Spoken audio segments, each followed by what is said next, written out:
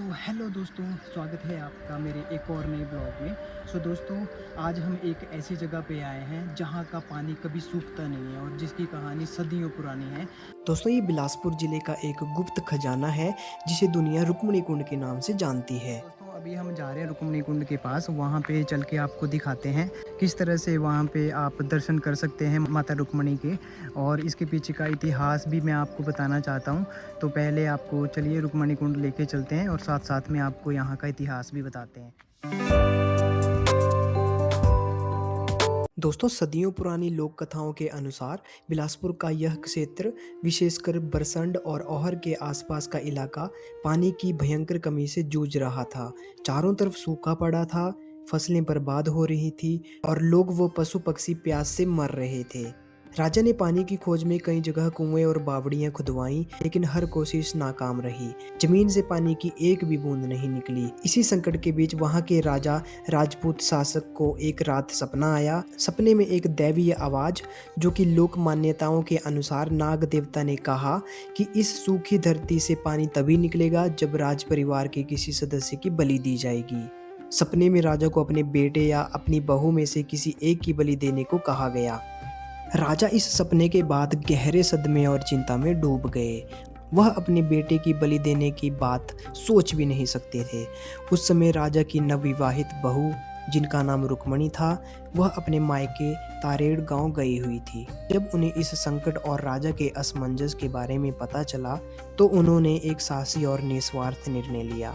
रुक्मणी ने अपने पति के जीवन और प्रजा की भलाई के लिए खुद को बलिदान करने की पेशकश की। इसके लिए एक स्थान तय किया गया जहां बावड़ी खोदी जानी थी। दोस्तों, कथा के अनुसार रुक्मणी को उस स्थान पर खड़ी स्थिति में जिंदा दीवार के भीतर दफन किया जाने लगा।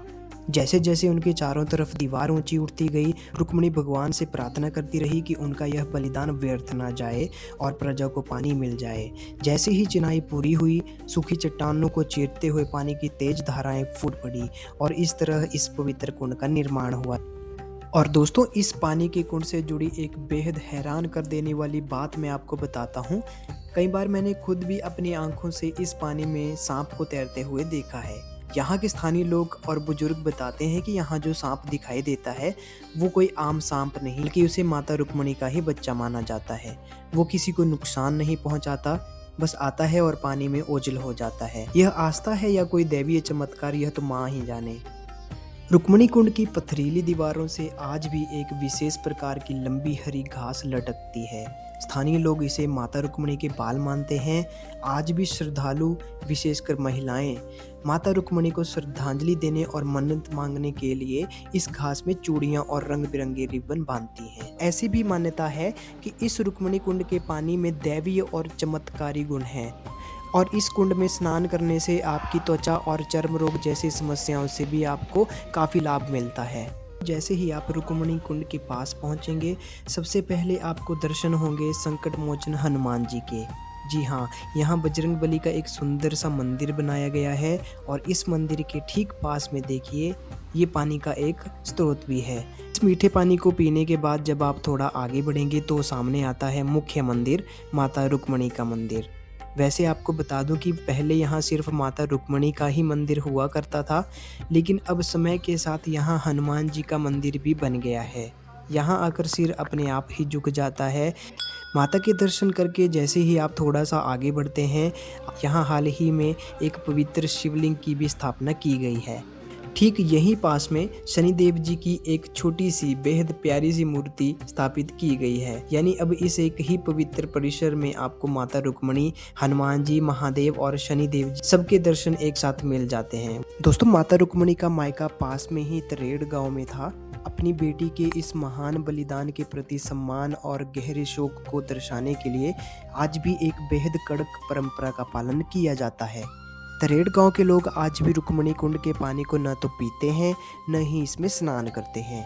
सदियां बीत जाने के बाद भी यह परंपरा इस बात का प्रतीक है कि वह इस पानी को पानी नहीं, बल्कि अपनी बेटी का रक्त और बलिदान मानते हैं। हर साल यहाँ अप्रैल के महीने में वार्षिक बैसाखी मेला बड़ी धूमधाम से आयोजित किया जाता है। यह मेला केवल मनोरंजन के लिए नहीं, बल्कि माता रुक्मणी के उस सर्वोच्च बलिदान को श्रद्धांजलि देने और उन्हें याद करने के लिए मनाया जाता है। सूखी पहाड़ियों के बीच से निकलने वाली यह निरंतर जलधारा आज भी बिलासपुर की लगभग 15 से 16 ग्राम पंचायतों के हजारों लोगों के घरों में पीने के पानी और सिंचाई का मुख्य जरिया है। कुंड के चारों ओर फैली हरी भरी वनस्पतियां और शांत वातावरण इसकी सुंदरता में चार चांद लगा देते हैं।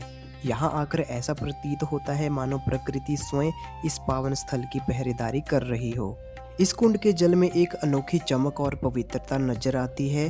सुबह और शाम के समय जब सूर्य की किरणें इसके पानी पर पड़ती हैं तो इसका नज़ारा देखने लायक होता है।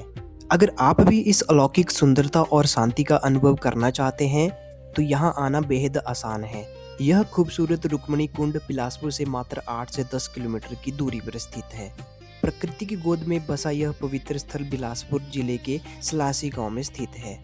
रुक्मणी कुंड एक अत्यंत पवित्र और आस्था का केंद्र है। यहाँ की सुंदरता इसकी पवित्रता में है, इसलिए यहाँ आकर किसी भी प्रकार की गंदगी या कचरा ना फैलाएं। रुक्मणी कुंड में स्नान करने के बाद हमारा सफर थमा नहीं। वहाँ बने पुल से नीचे की ओर एक संकरा रास्ता जाता है। लगभग 1.5 से 2 किलोमीटर की यह पूरी तरह उतराई वाली पैदल यात्रा आपको एक अलग ही दुनिया में ले जाती है। यह रास्ता जितना खूबसूरत है उतना ही चुनौतीपूर्ण भी है। रुक्मणी कुंड का पानी सीधा इसी रास्ते से नीचे जाता है, जिसकी वजह से पूरे मार्ग में घनी झाड़ियां और अत्यंत नमी रहती है। पैरों को बहुत संभाल कर रखना पड़ता है क्योंकि यहाँ का माहौल वन्य जीवों के लिए अनुकूल है। इस रास्ते पर चलते समय अपनी आंखें और कान खुले रखें। स्थानीय लोग बताते हैं और हमारे साथ भी ऐसा हुआ। हमें इस छोटे से सफर में 2 बार सांप मिले। यहाँ सांपों का काफ़ी बसेरा है, इसलिए इस रास्ते पर बहुत ज़्यादा ध्यान से चलने की ज़रूरत है। चूँकि मुख्य रुक्मणी कुंड बहुत गहरा है, इसलिए जो लोग तैरना नहीं जानते या सीखना चाहते हैं उनके लिए नीचे बना यह छोटा कुंड एकदम सही जगह है। यहाँ का पानी साफ है और गहराई भी सुरक्षित है। वहाँ नीचे हमें कुछ और लोग भी मिले। शुरुआत भले ही अजनबियों की तरह हुई, लेकिन इस खूबसूरत जगह के एहसास ने हमें आपस में जोड़ दिया और वो हमारे दोस्त बन गए। तो दोस्तों, यह था रुक्मणी कुंड और उसके नीचे बसे इस अनजान खूबसूरत छोटे कुंड का पूरा सफ़र। चलते चलते बस यही कहूँगा कि प्रकृति की इस अनमोल धरोहर को देखने जरूर आइए, लेकिन इसकी पवित्रता का ध्यान रखिए। यहाँ गंदगी बिल्कुल न फैलाएं और इस पावन जगह की मर्यादा बनाए रखें। अगर आपको यह एडवेंचर पसंद आया हो तो वीडियो को लाइक और शेयर करना मत भूलना। और हाँ, अगर चैनल पर नए हो तो हमारे इस सफ़र का हिस्सा बनने के लिए चैनल को सब्सक्राइब जरूर कर लेना। मिलते हैं आपसे अगले किसी शानदार सफ़र में। तब तक के लिए अपना ध्यान रखिए, सुरक्षित रहिए। जय माता दी।